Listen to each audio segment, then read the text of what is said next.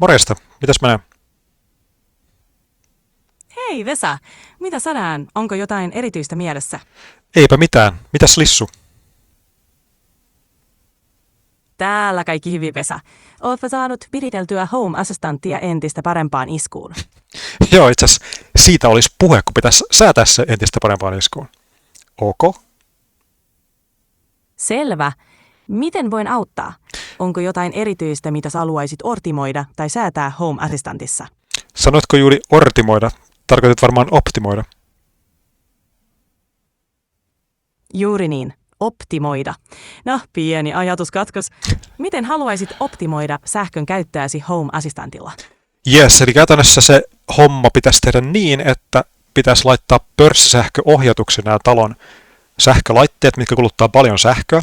Niitä on poistoilmalämpöpumppu, joka lämmittää talon käyttöveden. Sitten on samassa laitteessa myös tämä vesikiertoisen lattialämmityksen veden lämmittäminen. Ja sitten on myös tämä ilmalämpöpumppu. Eli näitä kaikkia kolmea käytännössä pitäisi hallita pörssisähkön mukaan. Ilmalämpöpumppu pitäisi toimia sillä tavalla, että kun sähkön hinta on vaikka alle 5 senttiä, niin se voi sitten posottaa semmoista 22 astetta pyyntinä. Ja jos on sitten vaikka kalliimpaa kuin 10 senttiä, niin sitten antaa vaan 20 tai 19. Ehkä joku skaala sille, että niin kun jos on vaikka 7, niin sitten voi antaa 20, jos menee yli 10, niin sitten antaa 19 pyyntinä. Ja sitten käytännössä poistoilmalämpöpumppu, niin se voisi olla niin, että käyttövesi sitten, siinä niin kuin lasketaan tietty niin, että kalleimmat tunnit katkaistaan pois, niin että välttämättä kompressorikaan ei ole päällä, mutta vähintään ainakin otetaan sähkövastukset pois päältä silloin, kun on kalleimmat tunnit, eli leikataan se, ettei käytetä 5 kilowattia tai jopa 8 kilowattia silloin, kun on tosi kallista. Sillä pystyy säästämään aika paljon. Ja päinvastoin sitten yöllä yleensä, kun on halvempaa, niin silloin käytetään enemmän sähköä suhteessa ilman rajoituksia. Mitä mieltä tästä?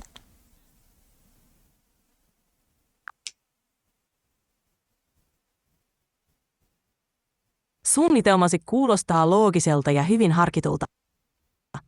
Näiden sääntöjen toteuttaminen Home Assistantilla onnistuu esimerkiksi automaatioiden kautta, jotka seuraavat sähkön hintaa ja ohjaavat laitteita sen perusteella. Onko sinulla jo jotain näitä säädöistä tehtyä vai haluaisitko lisäohjeita niiden luomiseen?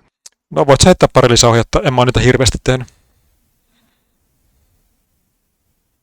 Selvä juttu. Aloitetaan perusteista. 9. Pörssisähkön hintatiedot. Jotta voit ohjata laitteita sähkön hinnan perusteella, tarvitset pörssisähkön hintatiedot Home Assistantille. Voit käyttää siihen esimerkiksi Nord Pool-integraatiota. 2. Laitteiden ohjaus.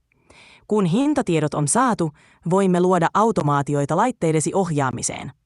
Voit asettaa automaatioita, jotka muuttavat pyydettyä lämpötilaa sähkön hinnan mukaan.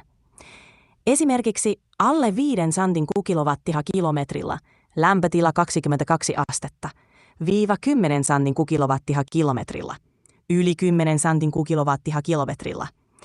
Poistoilmalämpöpumpun ohjaus luodaan automaatioita, jotka katkaisevat vastukset ja mahdollisesti kompressorin kalleimpien tuntien aikana. Määritä rajahinta esimerkiksi 8 santin kukilowattiha-kilometrillä, jonka